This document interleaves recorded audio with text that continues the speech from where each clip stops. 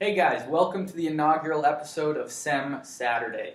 This is a raw, uncut, unedited, very low budget video series where I'm going to be teaching you how you can attract more customers to your brand through search marketing.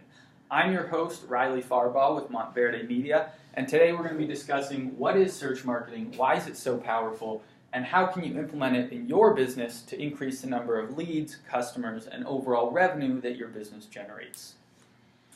What is search marketing? So search marketing is this small little niche under the much bigger umbrella of digital marketing. And we can talk about all the different aspects of digital marketing as well, probably in another episode of SEM Saturday. Tune back in next week. But today we're going to be discussing what is it. So there's several aspects in this, right?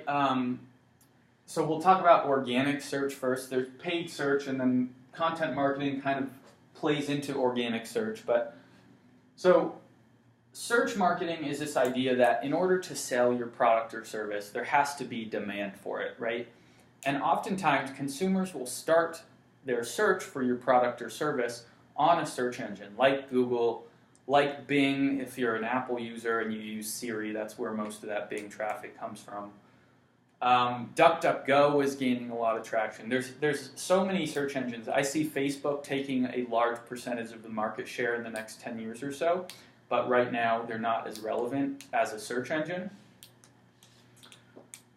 So there's all these different strategies to implement on these search engines across the web, and we're going to be talking about search engine optimization, which is optimizing your website to rank better in the search engine's organic search results. And we're going to be discussing all the different ranking signals, right? Google's algorithm has somewhere around 215 to 220 ranking signals, and they don't actually tell you explicitly what those are. So you kind of have to infer them from studies that are done, from things that Google puts out themselves.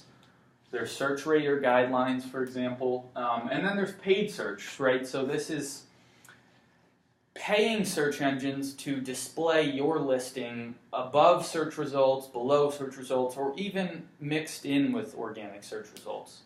And there's pros and cons to each, right? To both organic and paid advertising. The benefit of paid advertising is that it's quick and easy, right? You pay them, you get there, but the downside is you pay for every click. With organic, it's a longer process. Takes 6 months to 2 years to really establish yourself as an industry leader and an authority in your niche. So why is it so powerful? We touched on how ranking highly establishes you as an authority and a leader in your niche.